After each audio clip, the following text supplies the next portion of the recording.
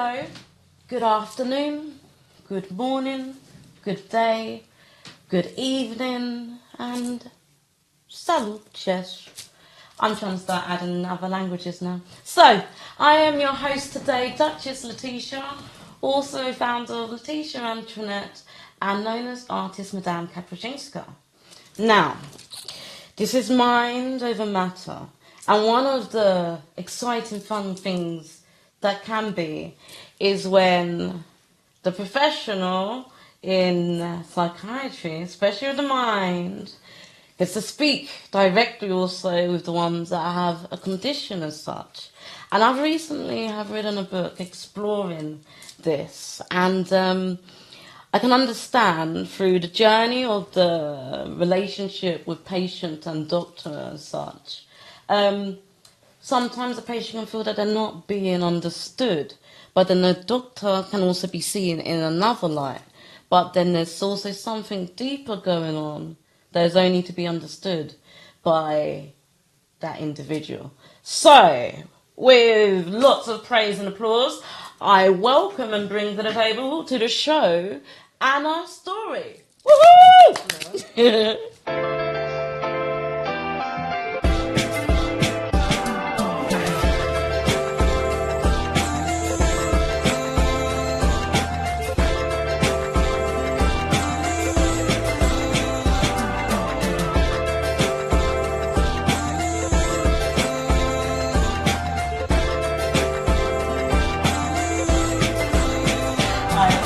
Anna, can you let us know, what is your profession?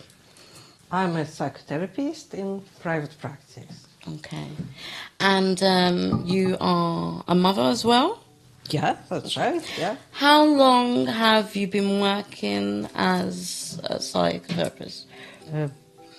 Almost 15 years now. 15 years. Yeah. Okay, so now with working within that field, and obviously of the different traits and symptoms, have you ever experienced any of them yourself? Yeah, of course, yeah. Okay. And through my personal life circumstances and also through my work, because it's sometimes you pick up things of your clients, so you have to be very careful how you put your boundaries, Yeah. but still you need to reset sometimes. Yeah. You need your own therapy, for example. Yeah. Okay. And so, obviously you work with quite a wide range of different areas. What tends to be a preference of area that you enjoy working within your field? There are lots of very different things, but the thing is that everything is connected. Somebody might come in with work stress, but then of course it connects to his relationships that is also not working. Then we start talking about the childhood and what happened then, and then we go into friendships. So it's all kind of into health. So usually everything is connected. It's not like all your areas of your life are separate. Yeah. Yeah. So, like, in seeing that and taking into consideration how life generally has changed all over the world, and especially with all these epidemics and natural disasters and whatnot, has there been a pattern at all of particular conditions that are on a rise at all? And if so, what is that? Well, I think because people feel more isolated, they have less support networks and everything is online, so it's much less social connection. So that gives rise to anxiety, depression, all sorts of conditions that are kind of really on the up now. Yeah. And I think it's all down to much less personal time with friends, but everything online, kind of friends, but not really friends. So you feel you are part of the community, but you're not really there. And that disturbs people, I think unsettles people. Okay. Yeah. And so, like, I guess the general orthodox ways at times tends to be that it's medication that they want people to be on and taking. And quite so often these patients which have mental health, what they also do need to get access to is the occupation, because it's sometimes in that loss. And so there's kind of a bit of a gap of the different multidisciplinary departments within the health. So if you was able to like think of how to improve the service as such, what would be something that you think would help? Because it's on the rise, this mental health. You yourself also have your ways of therapy and that. What are those ways that you have used that have helped you? Well, I think it would be helpful if not just give people tablets. Some people obviously need tablets. But alongside therapy, maybe have more groups, because it's usually therapy is one-to-one, which is great. But group therapy is much more intense, and you also get to meet people. Sometimes you become friends. And also alongside that, have more community groups, kind of bringing people together so they could kind of share hobbies, do stuff together rather than feel isolated. I think that would be really, really helpful. Okay. And so with you working within private, is that your own private practice, or with somebody under private? It's just me, and I often get clients through insurance. Okay then, so how can people find out about you, and what would you say your key specialism is? Well, people often find me through, as I say, insurance, or I'm on counseling directory, or I'm on TikTok as well, talking a bit about therapy. Okay, so what private insurers are covered under you for? It's Bupa. So you're with Bupa? Are you with any of the others? No, just with Bupa. Okay, so Bupa members can access you. So that is Anna Storey, if they're wanting to book with you. Others also just generally to get through to you. Yeah, they can just search. Yeah. Your TikTok, what is your TikTok name? It's A Storey Therapist. Can you spell that for us, please? So it's A, S-T-O-R-E-Y, Therapist, S-T-H-E-R-A-P-I-S-T, A Storey Therapist. Awesome. And is there anything that, because quite often when it comes to therapy and the access and stuff like this, some people take it in the initiative to train in something in a profession, so that it's also something that they learn in the tools to be able to help themselves. And quite often when you're into the system now of having the sessions, it's dependent upon what income they've got to be able to afford them, or how many sessions that they can. So for those who have crossed your paths and stuff like that, and for those that are yet to cross your path, through whatever they are going through, is there any message that you would like to leave with them today? Well, I think it's just, if you feel that you would like to give therapy a go, just find out more about it. And that's what I'm actually talking about on my podcast. It's about therapy, like what it is, how it can help, is it affordable? Because some people immediately think, oh, it's too expensive, or I can't afford it, or it has to be very long, several years. It doesn't have to be. Can I change therapists? If I don't like my therapist, can I go to another one? Can I try one therapist and another one? Which modality of therapy is best for me? So all these questions, just find out, and maybe just try it, like go see one therapist, go to see another one, and see what works for you. Okay. So, in my experiences, when it has come that, I think very much as you're in the private industry, I've been in the private sector as well, but within the NHS as such, they tend to be like where people that have certain mental health, we've got mental health conditions and such, some fall under different locality teams and stuff per different boroughs and things like this. And then sometimes the doctor that they see them for maybe a 6-month period, then it's done. Yeah. And then usually they gain the history just by what's written. And sometimes there can be errors within that. Yeah. So within your skills and obviously your observation and analysis, How accurate do you think you are in identifying what condition it is a person has? Well, normally I don't obviously work with psychiatric condition because I'm not a psychiatrist. So it's initial first session, talking to the client and asking questions like what are they looking for, what are their goals in therapy, and as I say, usually it's functioning people who go to work, they can they do all sorts of interesting things, so they don't fall under the category of psychiatric patients. Okay. So it's different, I guess, from assessing people who have serious condition. And for that, I would need to work with a psychiatrist and refer a person to somewhere else.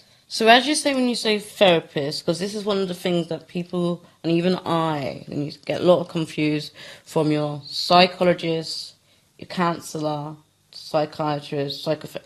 There is the difference. Can you just elaborate on those differences in regards to what you do and if you get that? Of course, and psychotherapist and counsellor is basically the same thing.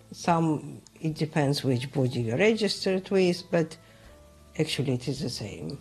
Okay. And psychologist is slightly different training, different, again, registering body.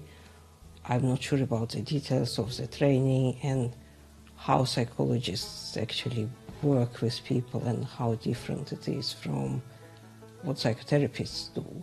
And obviously psychiatrist is a completely different thing. It's a medical profession. You have to be a medical doctor. You have to be medically trained to be able to prescribe medications. And it's good if some psychiatrists are trained as therapists as well, because otherwise they don't understand this side of things, and which is usually a shame. And what do you enjoy doing? You mean in my work? No, just in life. Oh, in life? Well, at the moment I really enjoy my acting classes. Okay. Because I find it's a form of therapy as well. There are lots of similar techniques. And it's amazing how it clears your mind and you can be a completely different person. And it's great how it just gets you out of yourself. So now, considering with your acting classes, and obviously some of the different emotions that you learn from the different type of character that you're playing. Hello, I'm Paul. Welcome to Mind Over Matter, episode 7. Today's guest is Karinna Love. Hello. Thank you for joining us today. Thank you for having me. No problem. Today we're also going to carry on the discussion of mental health and how it affects everyone and how it affects everyone's day-to-day life.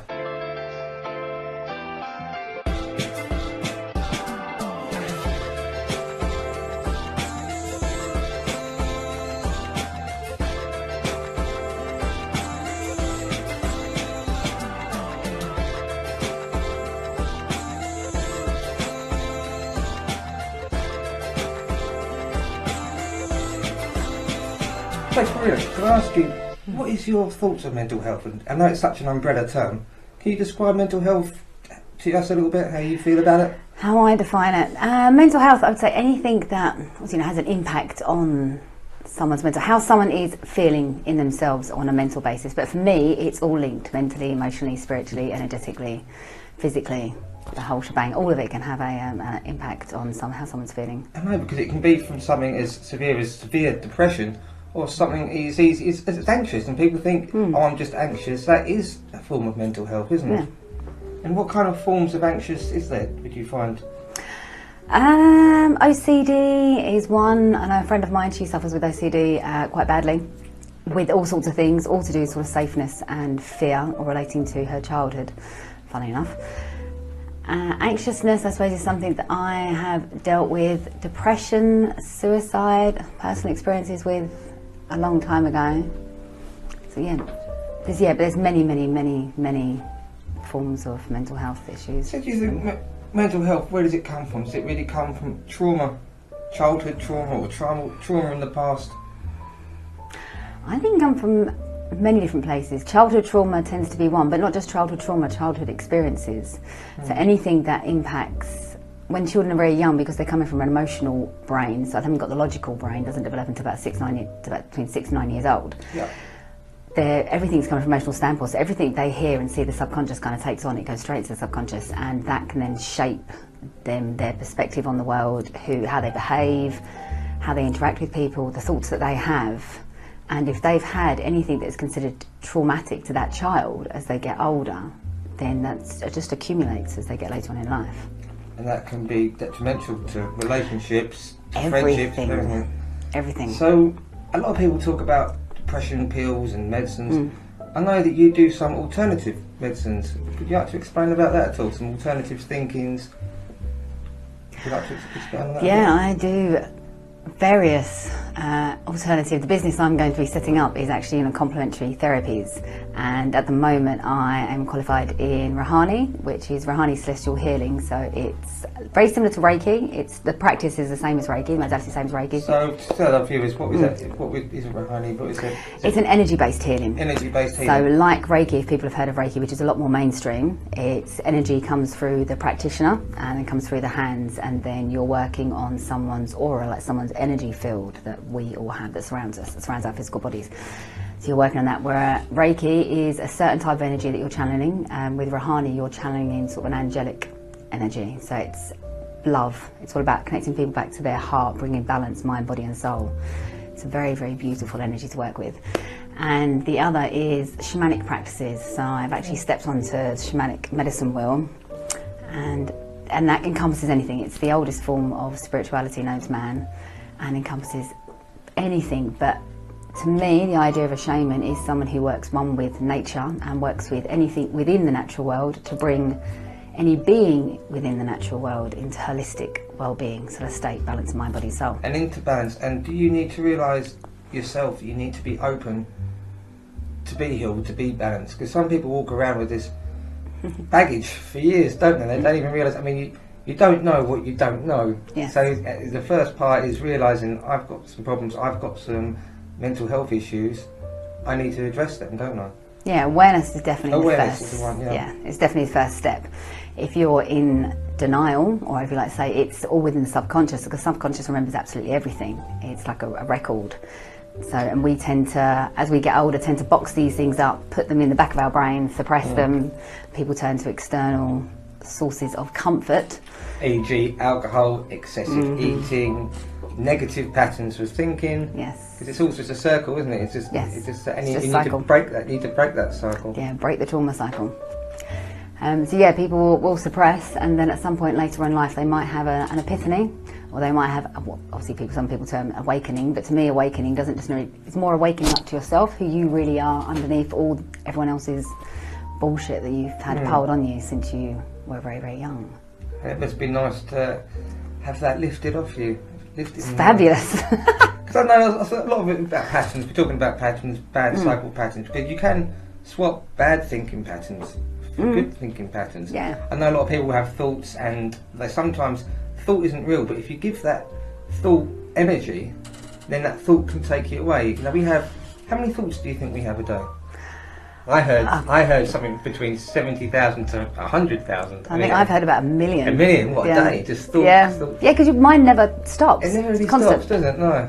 And if you don't pay attention to the stuff that's just running through your mind, I used to be very, very critical of myself, very judgmental, because of the judgments that I'd been given by other people, mainly. And then you internalise that and you become more and more critical of yourself, and before you know it, you're just walking around telling yourself off for every single thing that you've done or haven't done throughout your day. Yeah. And at the end of the day, that's just, it's... Sometimes it's give horrible. yourself a break, you know, it's okay, and no one's Yeah. perfect, so wait, don't go Yeah, on. exactly. And I think sometimes we have these thoughts, if you give them power, if you give them, think about them, think about them, that's when they can go off. So just a thought, like I think of it like a train.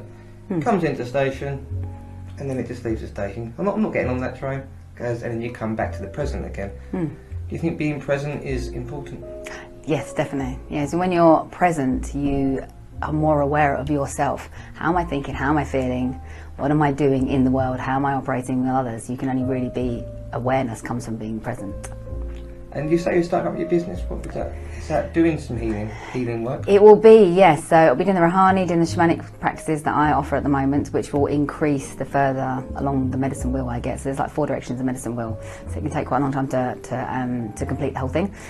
I'm also doing a hypnotherapy-based course at the moment as well. So I'll have, the idea is to be able to offer many different therapies. So hypnotherapy, can you talk to us more about that, please? Okay, this particular one is hypnotherapy based. So the lady that created the course was a lady called Marissa Peer, who's very, very big in self-development world. She does a lot with a company called Mind Valley, who are very well known. And the course that she's created is hypnotherapy, NLP, CBT, and I think a few other things all sort of amalgamated into one. But the idea is it's very, very quick. So you go to traditional hypnotherapy and it could take between 6 sessions, maybe average, for you to be able to deal with an issue. With this, it's between 1 and 3 sessions, and that issue is dealt with. And I went to, with this hypnotherapy course, I actually went to the live events. We got to spend 5 days with the lady that created it in the afternoons, and then practice with other students. Oh, really? And when we was doing it, when you were doing the sessions with some other students, and she was doing the demonstrations in front of the whole group, you got to see, witness instantly, instant changes in these people where they've had this stuff they've been carrying around since a child, and suddenly it's gone. You take them, sort of regress them back in hypnotherapy, so you take them into a meditative state, basically is what hypnotherapy is. And then when you're in that meditative state, you can then start talking to a person's subconscious, and it's the subconscious that holds everything. So then you can sort of pull the memories out, if you like, or get them to remember certain things, but then you're able to change that. So like say the replacing or the reframing, as they call it, this particular modality, and then people change and they have instant changes. Because it's always the subconscious. We don't realise that we hold this, do we? Like, no. And that's tapping into the subconscious to change these beliefs, isn't it? Yes. And so you can change the bad beliefs and negative beliefs into good beliefs. Yeah, and then you change someone's behaviour and actions because you change their beliefs. They're no longer walking around critical of themselves, feeling depressed. They're able to see that there actually is a different way. Do you think like social media has got a bit of impact? It's like every time you look on Facebook or someone's Instagram, it's basically their highlight reel, isn't it? It's not them day to day. So a lot of people look at it and think, oh no, that this person's doing this person looks like this person... You know, that's their highlight reel, it's not them. Yes. So you don't always have to announce to that, do you? Yeah, and I know someone in particular, I won't mention any names, but I know someone in particular that when I've seen their Facebook statuses, it looked like they're having an amazing time. They were off on holiday all the time, amazing life. And then when I saw them in real life, and they hadn't done any of that, those pictures they were putting on Facebook actually were, you know, a few years old. Yeah. And I suppose maybe in their eyes, it was a way for them to feel better about their life at that present time. But it gives you a completely different perspective on someone else's life. You don't really know what's going on behind closed doors. No, you don't, no. And I think that's the thing about mental health issues is, you know, someone's got a broken arm, someone's lacerated, cut, you can see that, but you can't see mental health damage. No. And look, we're having these discussions now in bringing awareness to it. I think, you know, we're really doing a service, really, to the nation. Yeah, it's very important. Very important. And, now, going back to negative thinking, negative cycles, you know, I've found a lot of way that I've helped in my own experiences, but in how to cut the cycles. I found out something about chewing gum. So, if you're nervous, you stop salivating, because it's, say, back in the caveman days, you'd be running away from the saber-toothed tiger, so you wouldn't have saliva because you wouldn't want to eat. So once you start thinking these negative thoughts or getting depressed or anxious, pop a chewing gum in, all of a sudden you're creating saliva, and your mind thinks, wait a minute, there's no risk here at all, and it breaks the cycle. Okay, that's good. I've not heard of that. That's good. Yeah, it breaks a bit like meditation breathing. Do you meditate? Yeah, I really meditate pretty much on a daily basis. Oh, but I found different meditations. I couldn't meditate a few years ago, and people have I know a lot of people that have trouble with the word meditation. Why do you think they have trouble? It's a bit stigma. It's like not hippie, but it's all your breathing, isn't it? It brings you back centre, and your mind thinks. Yes, I think with the person I'm thinking in particular, it was more when you meditate, this whole idea of you're supposed to completely empty your mind, and I don't know if there's many people that can actually get to that unless you live, I suppose, a Buddhist life. They might get to the point where they can empty their mind, but it's more just about being able to sort of quiet things or take your focus off that and bring your focus onto something else, like the inner self. So that's how I did it. I don't actually stop the thoughts. Like you say, thoughts come and they kind of go. So it's just trying to... Not feed the thought. Yes, not trying to run away with it. Run away with the thought, yeah. So do you think like goals are important? Having some sort of goals, some goals, because then otherwise, and it doesn't even have to be, you know... Little goals, little steps. Little goals. Yes. Because the first step is to take one, isn't it? And I think that's important for anyone just so they've got something to shoot for. Otherwise, you get lost in your own thoughts, and that's when people get depressed because they think, well, I've got nothing anyway, and nothing's happening. But if you're working on something, writing a book, exercise, whatever it is, building Lego, whatever floats your boat, man, you know. But at least it's something for you to focus on. Do you think that's important to have something to focus on? I think it's also good for having, let's say, the outcome side of things. So this is an accomplishment that I want to reach, but it's also then you've got a reflection to look back on. So you can then kind of look back. It's very important with the shamanic side of things. We journal quite a lot, and it's helped to be able to look back and see, right, okay, that's where I was a few years ago, and this is kind of where I am now. And you can sort of link things up. Yeah, it's amazing. There's so many synchronicities and things when I look back. But if I didn't have all that, looking back, I wouldn't be able to see it now. No. So you just kind of, you also be unaware.